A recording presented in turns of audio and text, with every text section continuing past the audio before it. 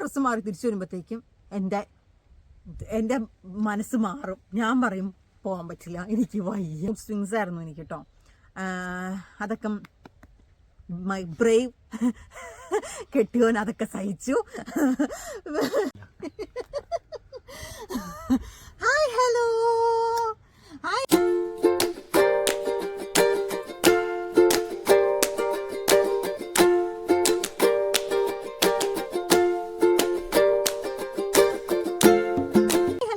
എല്ലാവരും സുഖമായിട്ടിരിക്കണമെന്ന് വിചാരിക്കണോ. ഞാനും അജിഷേനോടെ സുഖം സുന്ദരമായിട്ടിരിക്കുകയാണ്. അങ്ങനെയൊക്കെ അപ്പം നമ്മുടെ പഴയ വീഡിയോ ഒക്കെ കണ്ടല്ലോ അല്ലേ.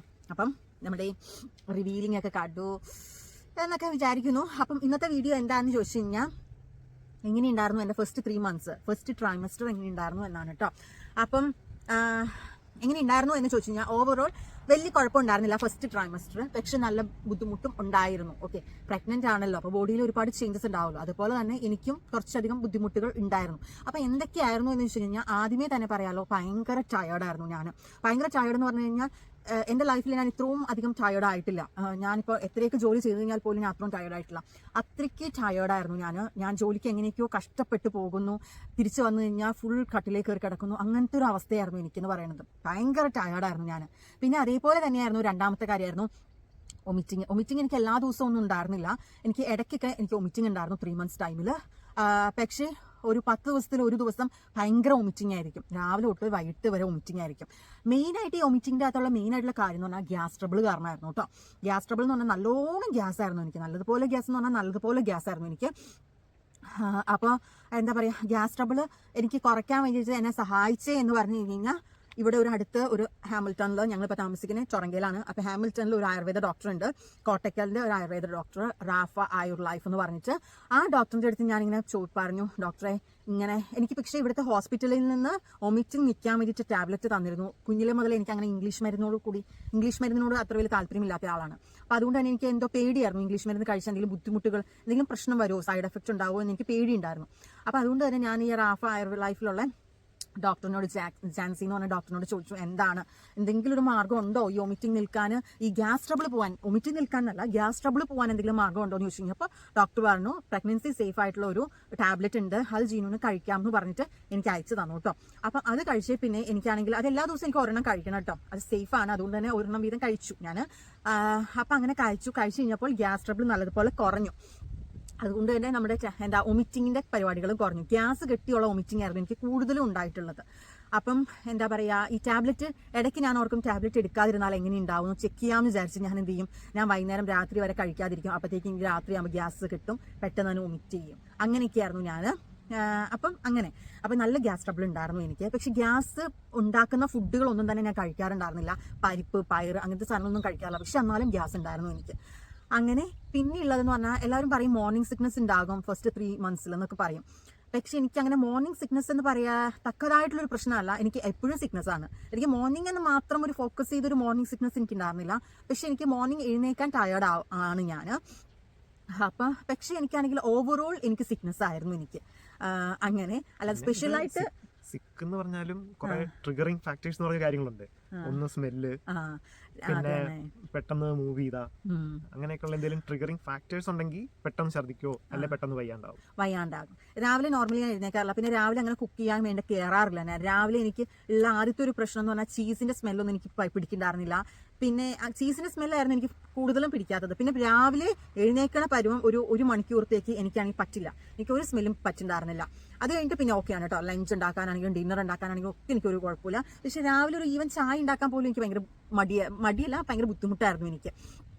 അങ്ങനെ അപ്പം അങ്ങനെ മോർണിംഗ് സിക്നസ് എന്നല്ല, എനിക്ക് ഓവറോൾ സിക്നസ് ഉണ്ടായിരുന്നു. ടയേർഡായിരുന്നു ഞാൻ. ടയേർഡാണ്, അതാണ് സിക്നസ് എന്ന് ഉദ്ദേശിക്കുന്നത്. ടയേർഡ് എന്നതാണ്, ബോഡി ഭയങ്കര ടയേർഡായിരുന്നു.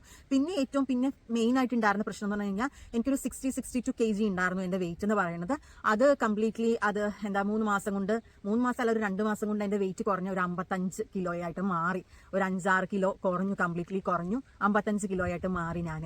കാരണം ഫുഡ് അങ്ങനെ കഴിക്കാൻ എനിക്ക് എല്ലാ ഫുഡും ഞാൻ കഴിക്കില്ല. ഫുഡുകളെല്ലാം തന്നെ എനിക്ക് ഇഷ്ടമുള്ള എല്ലാ ഫുഡുകളും എനിക്ക് ഇഷ്ടമല്ലാതെ ആവുകയാണ് ഈ 3 months ടൈമിൽ എനിക്ക് ചെയ്തത്. എനിക്ക് ആപ്പിളൊക്കെ ഭയങ്കര ഇഷ്ടമായിരുന്നു, പക്ഷെ ആപ്പിളൊന്നും ഞാൻ കഴിക്കാതെ ആയി. പിന്നെ എനിക്ക് പാൽച്ചായ രാവിലെ കുടിച്ചില്ലെങ്കിൽ ഭയങ്കര ബുദ്ധിമുട്ടായിരുന്നു. എനിക്ക് കുഞ്ഞിലെ മുതൽ പാൽച്ചായ തന്നെ, രാവിലെ ഒരു ഗ്ലാസ് പാൽച്ചായ അതായിരുന്നു എൻ്റെ ഇത്. കട്ടൻ ചായ കുടിച്ചെങ്കിൽ എൻ്റെ തലവേദനയാണെന്നൊക്കെയുള്ള ഒരു പ്രശ്നക്കാരിയായിരുന്നു ഞാൻ. പക്ഷേ ആ ശീലങ്ങളൊക്കെ മാറി രാവിലെ കട്ടൻ ചായയെ കുടിക്കുകയുള്ളൂ. ഞാൻ പാൽ അങ്ങനെ ഉപയോഗിക്കാറില്ല. 3 months ടൈമിൽ ഞാൻ പാലേ ഉപയോഗിക്കാറുണ്ടായിരുന്നില്ല. പിന്നെ യോഗോട്ട് തൈര് ഉപയോഗിക്കുമായിരുന്നു കേട്ടോ, ചായ ഉപയോഗിക്കലില്ലായിരുന്നില്ല. അങ്ങനെ അപ്പം ഇഷ്ടമുള്ള കാര്യങ്ങളെല്ലാം, ഇഷ്ടമുള്ള ഫുഡ് ഐറ്റംസ് എല്ലാം തന്നെ ഇഷ്ടമല്ലാതെ ആവുകയാണ് ചെയ്തത് കേട്ടോ 3 months ടൈമിൽ. പിന്നെ എൻ്റെ ഏക ആശ്രയം എന്ന് പറഞ്ഞാൽ കഞ്ഞിയും ചമ്മന്തിയും, കഞ്ഞിയും എന്തെങ്കിലും തോരനും, അതായിരുന്നു ഞാൻ കഴിച്ചുകൊണ്ടിരുന്ന ഫുഡ് എന്ന് പറയുന്നത്. പിന്നെ എന്തെങ്കിലുമൊക്കെ ഫ്രൂട്ട്സ്, ഓറഞ്ചും എനിക്ക് ഇഷ്ടമല്ലായിരുന്നു. പിന്നെ ആകെ എനിക്ക് തോന്നുന്നു എനിക്ക് കിവി ഫ്രൂട്ട് ഇഷ്ടമായിരുന്നു. പിന്നെ പഴം ഭയങ്കര ഇഷ്ടമായിരുന്നു.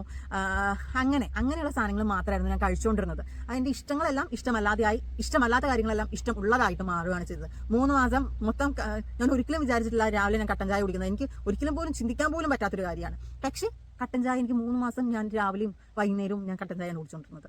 അതാണ് വ്യത്യാസം വന്നത്. അപ്പോൾ അതുകൊണ്ട് തന്നെ ഫുഡ് കഴിക്കാത്തത് കൊണ്ട് തന്നെ വെയിറ്റും കുറഞ്ഞു, ഭയങ്കര ടയർഡാണ്.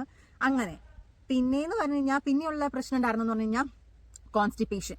എനിക്ക് എന്താ പറയുക, വയറ്റിൽ നിന്ന് പോവില്ല, ഭയങ്കര ബുദ്ധിമുട്ടായിരുന്നു എനിക്ക്. വയറ്റിൽ നിന്ന് പോകാത്തതുകൊണ്ട് എനിക്ക് ഭയങ്കര വയറൊക്കെ ഇങ്ങനെ വീർത്തിരിക്കുമായിരുന്നു എനിക്ക്. അപ്പോൾ എന്താ പറയുക, അങ്ങനെ കോൺസ്റ്റിപ്പേഷൻ എനിക്ക് ഭയങ്കരമായിരുന്നു. പിന്നെ അതിന് ഞാൻ ചെയ്തതെന്ന് പറഞ്ഞു കഴിഞ്ഞാൽ ചൂടുവെള്ളം കുടിക്കുമായിരുന്നു. ചൂടുവെള്ളം കുടിച്ചു കഴിഞ്ഞപ്പോൾ എനിക്ക് കോൺസ്റ്റിപ്പേഷൻ കുറയാൻ തുടങ്ങി. കോൺസ്റ്റിപ്പേഷൻ കംപ്ലീറ്റ്ലി കുറയാൻ വേണ്ടിയിട്ട് തുടങ്ങി. പിന്നെ എന്ന് പറഞ്ഞാൽ കൂടുതൽ ഞാൻ വെള്ളം കുടിക്കാൻ തുടങ്ങി. നേരത്തെ ഞാൻ വെള്ളം കുടിക്കില്ലായിരുന്നു, പക്ഷേ പ്രഗ്നൻസി ടൈമിൽ എല്ലാവരും പറഞ്ഞു യൂറിനറി ഇൻഫെക്ഷൻ വരും, കാര്യങ്ങൾ വരും എന്നൊക്കെ പറഞ്ഞതുകൊണ്ട് തന്നെ ഞാനൊരു 2 ലിറ്ററിന്റെ കുപ്പി ഞാൻ ഓൺലൈൻ മേടിച്ച് 2 ലിറ്ററിന്റെ വെള്ളം ഞാൻ എപ്പോഴും കുടിക്കുമായിരുന്നു, എല്ലാ ദിവസവും കുടിക്കുമായിരുന്നു. അപ്പോൾ അതുകൊണ്ട് തന്നെ എന്താ സംഭവം, എനിക്ക് കോൺസ്റ്റിപ്പേഷൻ കുറഞ്ഞു. ഓക്കെ. പിന്നെ ഉണ്ടായിരുന്നെന്ന് പറഞ്ഞാൽ എപ്പോഴും ഉറക്കം എന്ന് പറഞ്ഞാൽ എനിക്ക് ഇരുന്ന് കഴിഞ്ഞാൽ അപ്പോൾ ഉറങ്ങും ഞാൻ. എനിക്ക് ആ ഉറക്കമായിരുന്നു എനിക്ക് 3 ദിവസം. എങ്ങനെ അങ്ങനെ എനിക്ക് അങ്ങനെ ഒരു കട്ടിൽ ഒരു 2 മിനിറ്റ് തേക്ക് കിട്ടുവാണെങ്കിൽ അവിടെ കയറി കിടന്നു ഉറങ്ങും. അങ്ങനെയായിരുന്നു, ഭയങ്കര ഉറക്കമായിരുന്നു എനിക്ക്. പക്ഷേ 3 months കഴിയണ വരെ ഉള്ളൂ കേട്ടോ. 3 months ടൈം ഭയങ്കര ഉറക്കവും ക്ഷീണമായിരുന്നു എനിക്ക്. പിന്നെയെന്ന് പറഞ്ഞാൽ പിന്നെ വേറെ എന്തായിരുന്നു എനിക്ക് പ്രശ്നം ഉണ്ടായിരുന്നത്, മൂഡ് സ്വിങ്സ്. അത് തന്നെ. ഞാനിപ്പോൾ അജീഷന് പറയും നമുക്ക് കടയിൽ പോവാം എന്ന് പറയും. പക്ഷേ അജീഷയുടെ ഡ്രസ്സ് മാറി തിരിച്ചു വരുമ്പോഴത്തേക്കും എൻ്റെ മനസ്സ് മാറും. ഞാൻ പറയും പോകാൻ പറ്റില്ല, എനിക്ക് വയ്യ എന്ന് പറഞ്ഞാൽ കയറി കിടക്കും ഞാൻ. പിന്നെ അതേപോലെ തന്നെ എനിക്ക് പെട്ടെന്ന് ഇപ്പം അജീഷയുടെ എന്തെങ്കിലും ഒരു ചെറിയ കാര്യം അജീഷയുടെ മനസ്സിൽ വിചാരിക്കാതെ ചുമ്മാ പറയുന്നതെന്ന് വെച്ചോ, ചുമ്മാ ഒരു ഓളത്തിന് പറയുന്നതെന്ന് വെച്ചോ, പക്ഷെ അതെനിക്ക് പെട്ടെന്ന് മനസ്സിൽ കൊള്ളും, ഭയങ്കര സങ്കടം വരും. അങ്ങനെ പിന്നെ എന്തെങ്കിലും പറയുകയാണെങ്കിൽ പെട്ടെന്ന് ദേഷ്യം വരും എനിക്ക്. അങ്ങനെയൊക്കെ ഭയങ്കര മൂഡ് സ്വിങ്സ് ആയിരുന്നു എനിക്ക് കേട്ടോ. അതൊക്കെ മൈ ബ്രേവ് കെട്ടിയോൻ അതൊക്കെ സഹിച്ചു. പിന്നെന്ന് പറഞ്ഞാൽ പിന്നെ വേറെ എന്തായിരുന്നു എനിക്ക് പ്രശ്നം ഉണ്ടായിരുന്നത്, ഇത്രയൊക്കെയാണ് മെയിൻ ആയിട്ടുള്ള പ്രശ്നങ്ങൾ. എന്ന് പറഞ്ഞു കഴിഞ്ഞാൽ വേറെ കാര്യം എന്ന് പറഞ്ഞു കഴിഞ്ഞാൽ ഈ വെള്ളം കുടിക്കുന്നത് ഞാൻ പറഞ്ഞല്ലോ 2 ലിറ്റർ വെള്ളം ഞാൻ എല്ലാ ദിവസവും കുടിക്കുന്നത്. പക്ഷേ വെള്ളം 2 ലിറ്ററാണ് കുടിക്കുന്നതെങ്കിൽ ഞാനൊരു 15 ലിറ്ററിന്റെ വെള്ളം കുടിച്ചൊരു ഫീലായിരുന്നു എനിക്ക്. കാരണം എന്ന് പറഞ്ഞാൽ എപ്പോഴും മുള്ളാൻ പോകും ഞാൻ. എപ്പോഴും മുള്ളാൻ പോകും ഞാൻ. രാത്രിയിലേക്ക് 4-5 പ്രാവശ്യം എനിക്ക് മുള്ളാൻ പോകണം, ഇല്ലെങ്കിൽ പാടാണ്. എപ്പോഴും മുള്ളണം. ഞാൻ വരില്ലേ 2 ലിറ്റർ വെള്ളം കുടിക്കുന്നത് 2 ലിറ്ററിന്റെ മൂത്രമല്ലേ പോവുള്ളൂ, പക്ഷെ അതല്ല, ഒരു 15 ലിറ്ററിന്റെ മൂത്രം പോകും എനിക്ക്. അങ്ങനത്തെ ഒരു അവസ്ഥയായിരുന്നു. എപ്പോഴും മൂത്രം ഒഴിക്കാൻ പറ്റും, അതായിരുന്നു എൻ്റെ ഒരു പ്രശ്നം. പിന്നെയെന്ന് പറഞ്ഞു കഴിഞ്ഞാൽ വേറൊരു കാര്യം എന്ന് പറഞ്ഞാൽ ഞാൻ പറഞ്ഞല്ലോ, ഞാൻ ഒമിറ്റ് ചെയ്യും എന്നുള്ള കാര്യം പറഞ്ഞല്ലോ. അപ്പം ഒമിറ്റ് ചെയ്യാനകത്ത് എന്നെ പ്രശ്നം എന്ന് പറഞ്ഞു കഴിഞ്ഞാൽ ഇപ്പം ഞാൻ മൂത്രം ഒഴിച്ചിട്ട് കുറച്ച് കഴിയുമ്പോഴായിരിക്കും ഒമിറ്റ് ചെയ്യുന്നത്. പക്ഷേ എന്നാൽ പോലും ഈ ഒമിറ്റ് ചെയ്യാൻ നേരത്ത് സാധാ ഒമിറ്റിങ് അല്ല കേട്ടോ, അതും പറയാമല്ലോ. സാധാ ഒമിറ്റിംഗ് അല്ല. സാധാ ഒമിറ്റിങ് ഇപ്പം നമ്മൾ നോർമൽ ആയിട്ടുള്ള മനുഷ്യൻ്റെ ഉള്ള ഒരു ഒമിറ്റിംഗ് അല്ല ഈ പ്രഗ്നൻസി ടൈമിലുള്ള ഒമിറ്റിംഗ് എന്ന് പറയുന്നത്. അതൊരു വ്യത്യസ്തമായ ഒരു ഒമിറ്റിംഗ് ആണ്. വ്യത്യസ്തമായ എന്താ പറയണേ, ഭയങ്കരമായിട്ട് നേരത്തേക്ക് നമ്മൾ ഒമിറ്റ് ചെയ്യാൻ നേരത്തെ നമ്മൾ ഭയങ്കരമായിട്ട് ഒമിറ്റ് ചെയ്ത് കഴിഞ്ഞ് കഴിഞ്ഞാൽ നമ്മൾ ഓക്കെ ആകും എന്ന് പറയാറുണ്ട് അല്ലേ. പക്ഷെ ഇതെന്ന് പറഞ്ഞാൽ ഒമിറ്റ് ചെയ്ത് കഴിഞ്ഞാൽ ഭയങ്കരമായിട്ട് ടയേർഡാവും, നമ്മൾ ഒട്ടും വയ്യാണ്ടാവും. നമ്മൾ വയറ്റിന്ന് എന്തൊക്കെയോ എന്താ പറയുക, വയറൊക്കെ ഇങ്ങനെ കുത്തി മറച്ചുള്ള ഒരു ഒമിറ്റിംഗ് ആയിരുന്നു കേട്ടോ ആ ഒമിറ്റിംഗ് എന്ന് പറഞ്ഞാൽ. നോർമൽ ഒമിറ്റിംഗ് അല്ല അത്, നോർമൽ ഒമിറ്റിംഗ് അല്ല, ഭയങ്കര ബുദ്ധിമുട്ടായിട്ടുള്ള ഒരു ഒമിറ്റിംഗ് ആയിരുന്നു അതെന്ന് പറയുന്നത്. അങ്ങനെ ഈ ഒമിറ്റ് ചെയ്യാനത്തുള്ള പ്രശ്നം എന്ന് പറഞ്ഞാൽ എപ്പോഴും ഞാൻ മുള്ളും. ഞാൻ ഒരു ദിവസം ഒരു 5 പ്രാവശ്യം ഞാൻ ഒമിറ്റ് ചെയ്തിട്ടുണ്ടെങ്കിൽ 5 പ്രാവശ്യവും ഞാൻ ഒമിറ്റ് ചെയ്തുകൊണ്ടിരിക്കുമ്പോൾ ഞാൻ മുള്ളും. പക്ഷെ കേൾക്കുമ്പോൾ സാധാരണ ആൾക്കാർ വിചാരിക്കുന്നത് എനിക്കും ആന സങ്കടമായിരുന്നു. അപ്പോൾ ഞാൻ ജോലി സ്ഥലത്ത് നിന്നിട്ട് ഇങ്ങനെ എൻ്റെ കൂടെയുള്ളവളോട് ഇങ്ങനെ പറയും, ഒരു അമ്മച്ചിയോട് പറയും, ഞാനിങ്ങനെ എന്താ ഇങ്ങനെ ഈ ഒമിറ്റ് ചെയ്യുമ്പോൾ ഞാൻ മുള്ളുവാണല്ലോ, അതെന്താ. എനിക്ക് ഭയങ്കര സങ്കടമായിരുന്നു. കാരണം എപ്പോഴും ഡ്രസ്സ് ചേഞ്ച് ചെയ്യണം, കുളിക്കണം ഒക്കെ ചെയ്യണമല്ലോ. അപ്പോൾ ഞാനിങ്ങനെ ചോദിക്കുമ്പോഴത്തേനും അവർ പറയും, ജിനു അത് നോർമലി പ്രഗ്നൻസിയിൽ ഉള്ളതാണ് എന്ന് പറയും. അപ്പോൾ അങ്ങനെ എനിക്ക് മനസ്സിലായി നോർമലി ഉള്ളതാണെന്ന്. അപ്പോൾ ഈ ഒമിറ്റ് ചെയ്യാനത്തൊക്കെ ഞാൻ മുള്ളും. അതാണ് ഉണ്ടായിരുന്ന വേറൊരു കാര്യം എന്ന് പറയുന്നത്. പിന്നെ ഒമിറ്റിങ് വായുടെ ടേസ്റ്റ് മാറും. അത് തന്നെ. ഞാൻ പല്ല് തേച്ചതായിട്ട് എനിക്ക് തോന്നില്ല. പല്ല് തേച്ച് ഞാൻ ഇപ്പം വന്ന് ചായ കുടിച്ചു ഉടനടി എനിക്ക് എന്ത് സംഭവിക്കും, എനിക്ക് വായിൽ ഫുൾ ടേസ്റ്റ്. അതെന്താ ഞാൻ ഓർത്തു, അത് ഞാൻ പല്ല് തേക്കാത്തതുകൊണ്ടാണോ ചോദിച്ചാൽ വീണ്ടും നിന്ന് പല്ല് തേക്കും. ഒരു ദിവസം തന്നെ ഒരു 5-6 വട്ടം ഞാൻ പല്ല് തേക്കും. പക്ഷേ പിന്നെ എൻ്റെ കൂടെ ഉണ്ടായിരുന്ന ഒരു കുട്ടിയും പ്രഗ്നന്റ് തന്നെയായിരുന്നു. അവൾ എൻ്റെ അടുത്ത് പറഞ്ഞു, ചീനു എപ്പോഴും വായിലെ വെള്ളം ടേസ്റ്റ് മാറുക, അവിടെ ഞാൻ എന്തെങ്കിലുമൊക്കെ നട്ട്സ് ഒക്കെ ഇങ്ങനെ എടുത്ത് കഴിച്ചുകൊണ്ടിരിക്കും എന്ന് പറഞ്ഞു. അപ്പം എനിക്ക് മനസ്സിലായി അതും ഒരു പ്രഗ്നൻസിയിൽ ഉള്ള ഒരു കാര്യമാണെന്ന്. വായുടെ ടേസ്റ്റ് ഒരു വ്യത്യസ്തമായ ഒരു ടേസ്റ്റിലേക്കാണ് മാറുന്നത്. നമ്മൾ പല്ല് തേച്ചിട്ടില്ല എന്നൊക്കെയുള്ള ഫീലിംഗ് ആണ് നമുക്ക് ഉണ്ടാവുന്നത്. അതും പ്രഗ്നൻസിയിലുള്ളൊരു കാര്യം തന്നെയാണ്. ഓക്കെ, അപ്പം ഇതൊക്കെയാണ് എനിക്ക് അനുഭവപ്പെട്ടിട്ടുള്ള 3 മാസത്തെ ടൈമിൽ ഉണ്ടായിരുന്ന. പിന്നെ ഒരു കാര്യം കൂടി ഉണ്ട്, എനിക്കങ്ങനെ ആരോടും സംസാരിക്കാൻ വലിയ താല്പര്യമില്ല. കാരണം എനിക്ക് വയ്യല്ലോ, അതാണ് കാര്യം. ഞാൻ ആരോടും അങ്ങനെ സംസാരിക്കില്ല. 3 months ടൈമിൽ എനിക്ക് തോന്നുന്നു ഞാൻ അങ്ങനെ എനിക്ക് ആരോടും സംസാരിക്കാൻ എനിക്ക് താല്പര്യമില്ല. അജിശ്വരൻ ഇവിടെ ഇരുന്നിട്ടേ താറാവിനെ വിളിച്ചുകൊണ്ടിരിക്കും. താറാവ് ഇവിടെ ഉണ്ട്. അപ്പോൾ എന്താണ്, എനിക്ക് ആരോടും അങ്ങനെ സംസാരിക്കാൻ ഇഷ്ടമല്ല എന്നല്ല, എനിക്ക് ഭയങ്കര വയ്യ. വീട്ടിലേട്ടാണെങ്കിലും വിളിയില്ല ഞാൻ. അജീഷിനോടാണെങ്കിലും മിണ്ടലില്ല. അപ്പോൾ ഇടയ്ക്ക് അമ്മ വിളിക്കുമ്പോൾ പറയും, നീ ഇങ്ങനെ മൗനമായിട്ടിരിക്കുമ്പോൾ അജീഷിന് സങ്കടം വരില്ലേ എന്ന് പറയും. നീ ഇച്ചിരി ആക്റ്റീവായിട്ടിരിക്കും. പക്ഷെ എനിക്ക് വയ്യ. അതാണ് ആക്ച്വലി ഉള്ള പ്രശ്നം എന്ന് പറയുന്നത്. ഈ വയ്യ. ജോലി സ്ഥലത്താണെങ്കിൽ അവിടെയുള്ള ആൾക്കാർ ചോദിക്കും, ചീനും തോരാതെ കിടന്ന് വർത്താനം പറയുന്നത് എന്താ പറ്റി ചെയ്യുമെന്ന് ചോദിക്കാം.